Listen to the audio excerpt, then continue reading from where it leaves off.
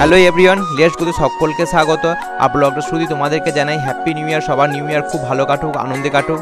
আর ব্লগটার title ও thumbnail দেখে তোমরা তো বুঝতেই পেরে গেছো এটা ট্রাভেল ব্লগ হতে চলেছে। আর আমি এখন চলেছি বোলপুর রেলওয়ে স্টেশনে। আর আমাদের ট্রেন হচ্ছে উত্তরবঙ্গ এক্সপ্রেস, যেটি হাওড়া থেকে আসছে। আর আমাদের বোলপুরে প্ল্যাটফর্মে এখানে ঢুকে 10টা 10 টাইম ছিল, তো টাইম থেকে একটু 5-10 মিনিট লেটে ঢুকেছে।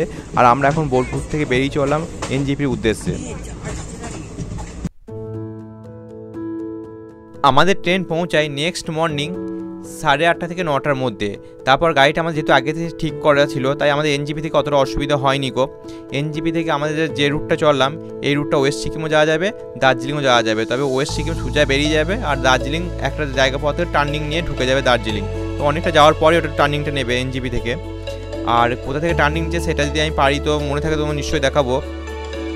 আর এই ব্লগে আমি তোমাদেরকে বেশিরভাগটা ওয়েস্ট সিকিমের ওপর দেখাবো। তো ওয়েস্ট সিকিমে যেমন দেখাবো পেলিং, রা বাংলা, নামচি টি গার্ডেন, তো আর অনেক কিছু জায়গাগুলো থাকে আশপাশ, সবই দেখাবো। আর এখন আমাদের গাড়িটা এই মুহূর্তে যেহেতু পেট্রোল শেষ হয়ে এসেছে, তাই পেট্রোল নিতে একটি পাহাড়ি পেট্রোল পাম্পে গেল। সেই ফাঁকে আমি ভাবলাম গাড়ি থেকে নেমে তার আশপাশটা ঘুরে দেখা যাক। তো কিছুটা দূর যাওয়ার পরে দেখতে পেলাম যে তিস্তা নদী বয়ে গেছে তার নিজের গতিতে। তো সেই নদীর দৃশ্যটা আমরা একটু উপভোগ করলাম সবাই। তার ফাঁকে ভাবলাম তোমাদের সাথে একটু শেয়ার করা যাক। বেশ কিছুক্ষণ আগেই আমরা বাংলা ছেড়ে সিকিমে প্রবেশ করে গেছি। আর এই পাহাড়ি আঁকা বাঁকা পথে ছুটে চলা আলাদাই আনন্দ সমতলবাসীদের কাছে, যা সবসময় ভাষায় বা ভিডিওর মাধ্যমে প্রকাশ করা যায় না। আমার এই ওয়েস্ট সিকিম ট্রাভেল ব্লগটা দুটো পার্টে আসছে। নেক্সট পার্টটা আসবে গ্যাংটকের ওপর। এই পার্টটা তোমরা দেখতেই পাচ্ছ। তো গ্যাংটক, বাবা মন্দির এসব নেক্সট পার্টে থাকবে। তো নেক্সট পার্টটা অবশ্যই তোমরা দেখো। আর সেই সাথে এই ব্লগটা পুরোটা দেখো, কোথাও স্কিপ করো না। আর এখন আমরা চললাম পাহাড়ের পাশ দিয়ে রাস্তাতে। তো পাহাড়ের রাস্তার অনুভূতিটা একবারই আলাদা। আর আমাদের রাস্তার পাশ দিয়ে বয়ে গেছে রামবি নদী। এটি সিকিমের একটি নদী, যেটি রামবি ওয়াটারফলস থেকে বের হয়েছে। চলো তোমাদের রামবি নদীটা একটু উপর থেকে দেখায়। এবার রামবি নদীটা কাছে গিয়ে তোমাদেরকে একবার দেখায়। দেখো এখানে এদের জলটা কত পরিষ্কার। এই নদীটা, এই জলটা রামবি ওয়াটারফলস থেকে বের হয়ে আসছে। ওয়াটারফলসটা ভিডিওটা আমার নেওয়া হয়নি গো। আর জলটা তো পরিষ্কার নীল, পাড়া পাথর শুধু দেখা যাচ্ছে তলায়।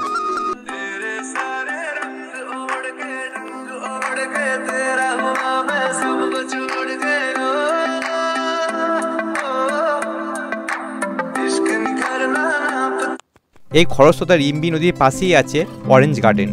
তো আমরা এখন অরেঞ্জ গার্ডেনে যাব। অরেঞ্জ গার্ডেন ঢোকার জন্য তোমাদেরকে 30 টাকা করে পার হেড টিকিট কাটতে হবে। দেখতেই পাচ্ছ এটা কমলালেবু বাগান, আর পুরো কমলালেবুতে ভরে আছে। আর এই বাগানে গিয়ে কিন্তু আমাদের কমলালেবুতে হাত দিতে দেবে না একদম। তো হাত দিতে দেবেই না, দিলে হয়তো ফাইন টাইন করতে পারে। আর তোমরা যদি ভাবো কমলালেবু ওখানে কিনবো, তো ওখানে পাশেই 2-1 জায়গায় কমলালেবু কিনতে পাওয়া যায়। তো এর পরে গন্তব্য হচ্ছে আমাদের খিচিপুরি লেক। এই খিচিপুরি লেকটা যাব ওখানে। তো যাওয়ার আগে তোমাদেরকে একটা দেখায় একটা গাছকে।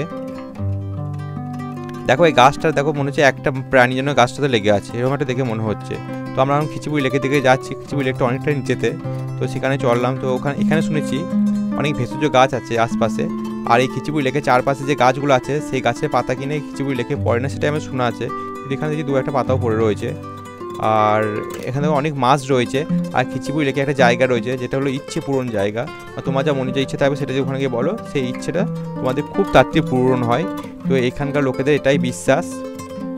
তো সেই জায়গাটা ফটো বোধহয় নেওয়া বা ভিডিও নেওয়া হয়নি গো, বাট ওই জায়গাটা আমরা দেখেছি।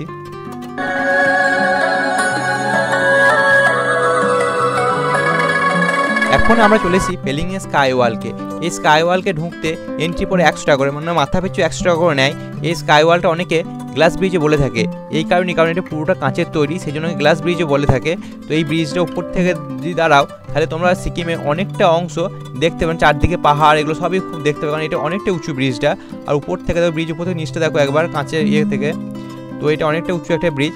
আর এই ব্রিজের সবথেকে একটি আকর্ষণীয় জিনিস রয়েছে, সেটি হলো 137 ফুটে চেনরিগজির মূর্তি। এই মূর্তিটা প্রথমে আমরা ভেবেছিলাম বুদ্ধদেবের মূর্তি, তারপর দেখলো না, এটা চেনরিগজির মূর্তি। আর এই মূর্তির কাছে পৌঁছে তোমাদেরকে 168 সিঁড়ি ভাঙতে হবে। আর সিঁড়ির পাশ দিয়ে রয়েছে অনেক প্রে হুইলার। প্রে হুইলসগুলো তোমরা চাইলে ঘোরাতে পারো, তোমাদের যা মনের ইচ্ছা সেগুলোও বলতে পারো। আর মূর্তিটা কাছতে গেলে তবে মূর্তিটা খুব সুন্দরভাবে দেখতে পাবে। আর প্রে হুইলগুলোর শব্দগুলো তোমরা একবার শুনো, কত সুন্দর প্রে হুইলগুলো যে শুধু শব্দটা শোনাবো, ঘোরানো শব্দটা।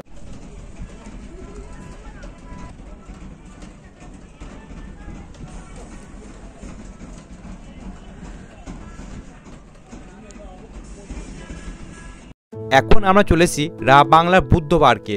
এটি রা বাংলা থেকে বুদ্ধ পার্কের দূরত্ব হচ্ছে 16 কিলোমিটার, আর এই রা বাংলা থেকে পেলিংয়ের দূরত্ব হচ্ছে 50 কিলোমিটার, যেটা তোমার গাড়িতে পড়ে যাবে 2 ঘন্টার মতো। দেখো এখানে মেঘ আর পাহাড় যেন পুরো যেন মিশে গেছে একসাথে, যেটা দেখতে কত সুন্দর লাগছে। আর এই দিকের দৃশ্যটা দেখো কত সুন্দর এখানকার। আর এখানেও তোমাকে অনেকগুলো সিঁড়ি ভেঙে তোমরা বুদ্ধ মূর্তির কাছে পৌঁছাতে পারবে।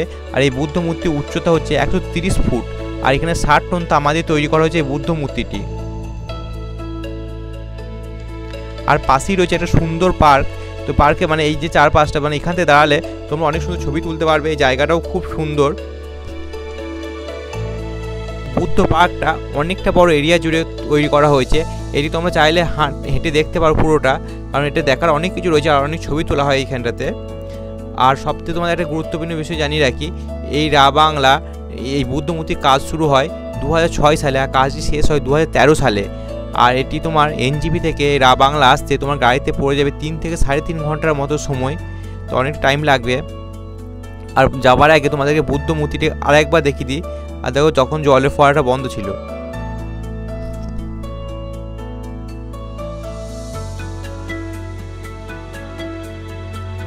পাহাড়ের সাথে মেঘেতে মিশে যাওয়া এই দৃশ্য দেখতে দেখতে আমরা এখন এগিয়ে চললাম সিকিমের নামচি টেমি টি গার্ডেনের দিকে। তো এখন আমরা ওই গন্তব্যের দিকে পৌঁছাতে এখন বেশ কিছু টাইম লাগবে, কারণ এটি রা বাংলা থেকে 16 কিলোমিটার দূরে অবস্থিত।